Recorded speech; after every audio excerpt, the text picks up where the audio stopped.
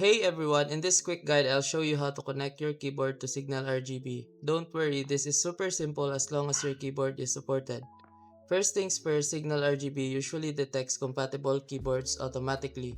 The moment you open the app, it should grab control of the lighting so you can sync your keyboard with your other RGB devices.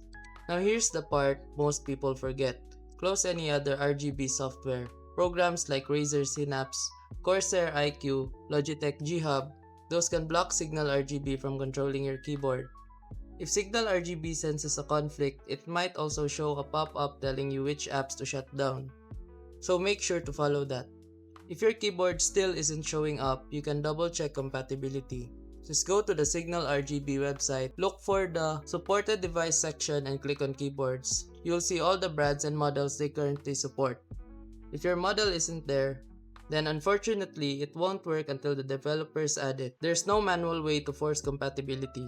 And that's basically it. If this helped you out, feel free to hit like and subscribe. It really supports the channel. Thanks for watching and I'll see you in the next one.